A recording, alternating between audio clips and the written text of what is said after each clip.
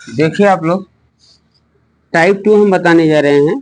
Trick number first बताएंगे, trick number second बताएंगे। वृद्धि के लिए प्लस कर दीजिएगा और कमी के लिए माइनस कर दीजिएगा। तो ये वृत्त के लिए भी काम करेगा, वर्ग के लिए भी काम करेगा। समबाहु त्रिभुज, समबाहु त्रिभुज किसे कहते हैं? जिनकी तीनों भुजाएं आपस में बराबर हो। तो करा किसी वृत्त की त्रिज्या या वर्ग या समबाहु त्रिभुज की भुजा को x प्रतिशत से बढ़ा दिया जाए तो उनके क्षेत्रफल में प्रतिशत कमी।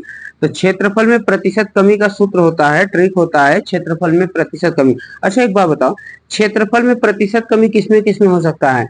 एक वृत्त में भी हो सकता है, वर्ग में भी, समबाहु त्रिभुज में भी हो सकता है।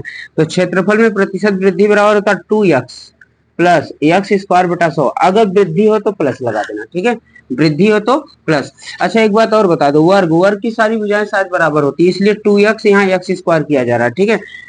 अब देखिए यहाँ पर, अब त्रिज्या भी क्या होता है? त्रिज्या आधा फिर डबल मिलाकर क्या कर दिया था? डबल होता दुगना होता है ना, इसलिए त्रिज्या को भी हम डबल ही, दुगना ही दिखाएंगे, ठीक है। अब देखिए, यदि x प्रतिशत से, ट्रिक नंबर दूसरा है आपका ट्रिक नंबर दूसरा है कि यदि x प्रतिशत से कम कर दिया जाए। x प्रतिशत क्या कम कर दिया जाए?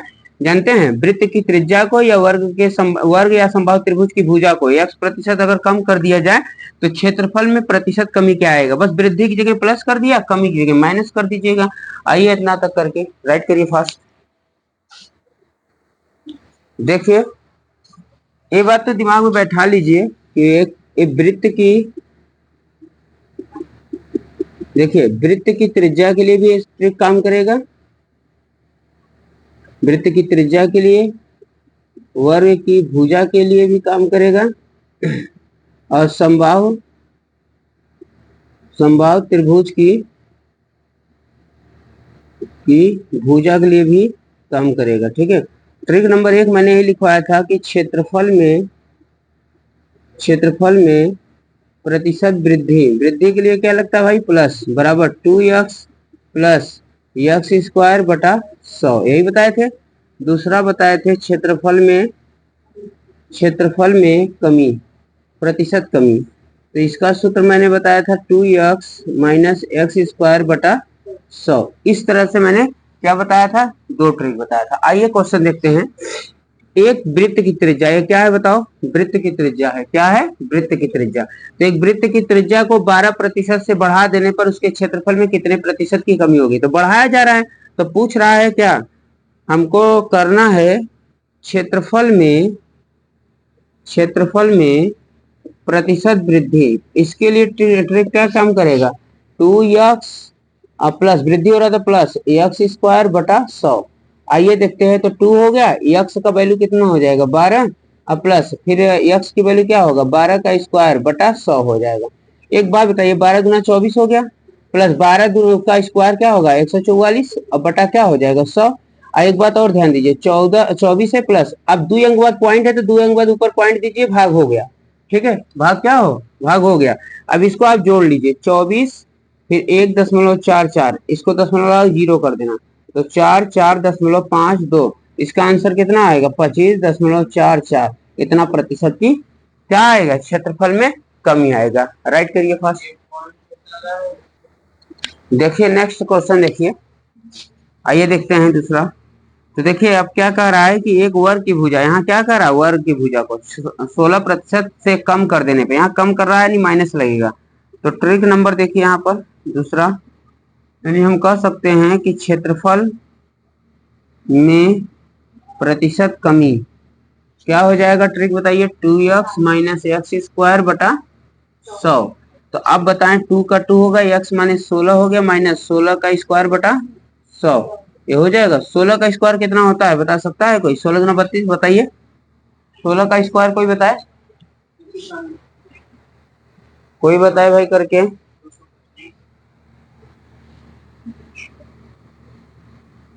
256 बटा 100। अब बताइए, यहाँ 32 माइनस 2 अंक बाद पॉइंट लगाया तो 2.56 हो गया। बोलिए यहाँ तक क्लियर? अब चलिए घटाइए, 32 को 0.00 करके 2.56 घटा दीजिए। 10 में से 6 गया 4, यहाँ बचा 9 में से 5 गया 4 दशमलव, यहाँ क्या बचेगा? 1 बचेगा, उधार 11 में से 2 गया 9, अब फिर कितना बचेगा? 2। इतना प्रतिशत बनेगा। ठीक है, 29.44% की कमी आएगी। ठीक है, आइए राइट करिए फास्ट। क्वेश्चन नंबर नेक्स्ट देखें। नेक्स्ट टाइप क्या है कि किसी कमरा के चारों दीवारों का, कोई कमरा रहेगा उसके चारों दीवारों का क्षेत्रफल कैसे निकलेगा। इसके लिए ट्रिक होती है 2 गुणे ऊंचाई ब्रैकेट में लंबाई धन चौड़ाई। तो आइए देखते हैं एक कमरा की लंबाई, पहले बताइए लंबाई कितना है, बोलिए। लंबाई बराबर 5 मीटर है, चौड़ाई कितना है बोलिए, 4 मीटर है, और ऊंचाई कितना है बोलिए, कितना है, 3 मीटर है।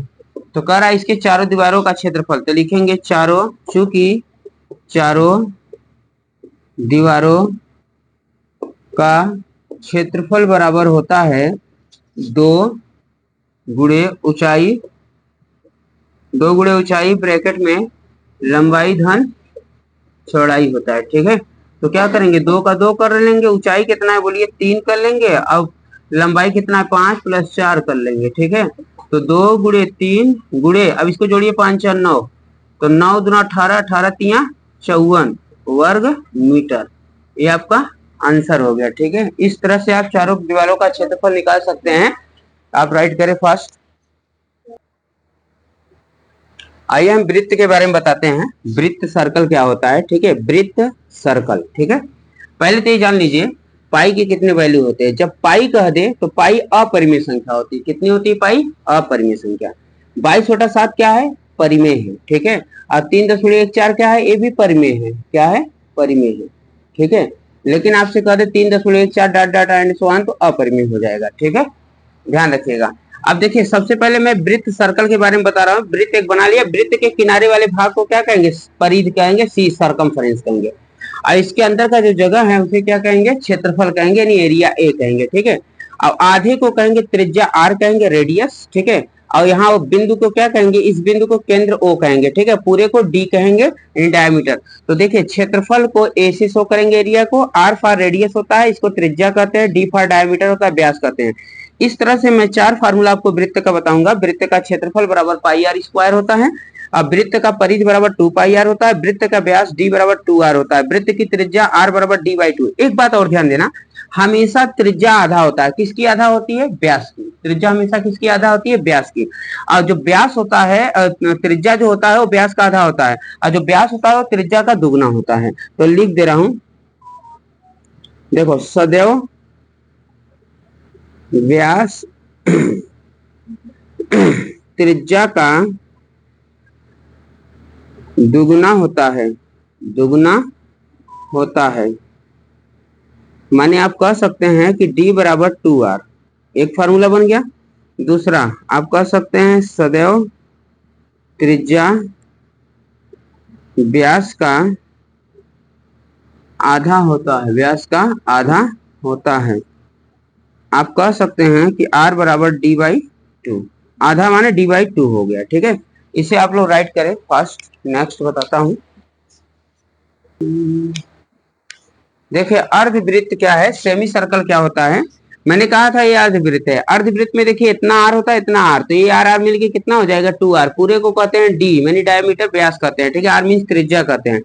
अर्धवृत्त का परिधि जो होता है वो पाई आर होता है, केवल इतने को हम पाई आर कहेंगे, केवल इतने को क्या कहेंगे, पाई आर कहेंगे। अब प्लस आर, आर 2 बार जोड़ेंगे तो 2r हो जाएगा, यानी पाई आर प्लस 2r हो गया। अर्धवृत्त का क्षेत्रफल कितना होता है, 1/2 पाई आर स्क्वायर होता है। ठीक है, इस तरह से एक कंप्लीट चक्कर में 360 का एक चक्कर लगाता है, जबकि आधे में अर्ध चक्कर इतना होता है और 1/4 चक्कर इतना होता है, 1/4 इतना होता है। ठीक है, राइट करिए इसको भी। सुनिए आप नेक्स्ट, मैंने कहा ये वृत्त है, ये वृत्त की त्रिज्या आर है, ये त्रिज्या आर है, ये कोण कितना है, थीटा है, ये केंद्र ओ है, ए से बी क्या है, चाप है, और ये पूरा दीर्घ चाप कहेंगे। ठीक है, तो इसलिए इसको दीर्घ चाप करेंगे ऊपर वाले को, या दीर्घ त्रिज्य खंड। अब कोई पूछेगा वृत्त में कितनी त्रिज्याएं हैं, तो त्रिज्या अनंत होती है। ठीक है, अब इसे कहेंगे लघु चाप या लघु त्रिज्य खंड कहेंगे। ठीक है, कोण बराबर चाप बटे त्रिज्या होते हैं, ध्यान रखिएगा। तो त्रिज्य खंड का क्षेत्रफल बराबर होता है पाई आर स्क्वायर बटा 360 थीटा। पाई का वैल्यू सबको पता है, 22/7, 360 तो पता है। आर मीन्स त्रिज्या होता है, थीटा मीन्स कोण। आपको त्रिज्या पता हो जाए, कोण पता हो जाए, क्षेत्रफल आप निकाल सकते हैं। ऐसे चाप बराबर क्या, पाई आर बटा 180 गुणे थीटा होता है। चाप निकालना हो तो 180, और क्षेत्रफल निकालना हो तो 360 होता है। ठीक है, ये आप नोट करें तब आगे बताएं। नोट करिए। क्वेश्चन नंबर 1 बताएंगे आपको कि एक वृत्त की त्रिज्या कितनी है। एक वृत्त की त्रिज्या कितनी है, तो देखिए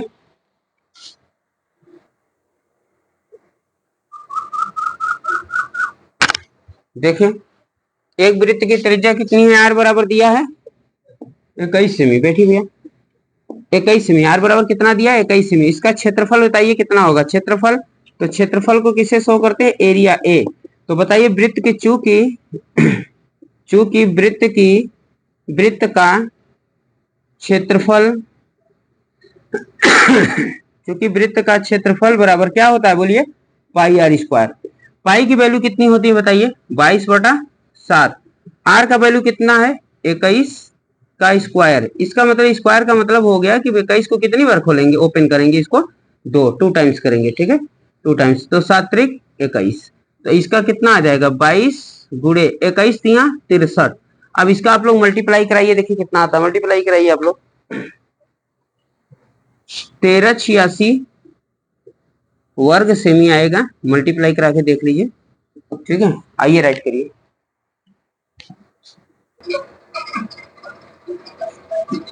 देखिए क्वेश्चन, नेक्स्ट क्वेश्चन देखिए। नेक्स्ट क्वेश्चन देखिए इसको। ठीक है, देखिए कह रहा है एक वृत्त की त्रिज्या आर बराबर हमको कितना दिया है, 3.5 मीटर दिया है। ठीक है, और इसकी परिधि हमको निकालना है, वृत्त का परिधि। वृत्त का परिधि, वृत्त का परिधि बताइए क्या होता है, हमको क्वेश्चन मार्क कितना होता है, बोलिए अभी बताया हूँ। वृत्त का परिधि बोलिए 2 पाई आर। 2 का 2 हो गया, पाई का वैल्यू कितना है, 22/7। और आर की वैल्यू कितनी है बताइए, 3.5। ये दशमलव को हटाएंगे तो यहाँ 0 बचेगा। तो 35 गुना कितना आएगा, 70। 2 से कट गया, यानी 22 क्या आएगा, 22 मीटर आएगा। आइए 22 मीटर, 22 मीटर फर्स्ट।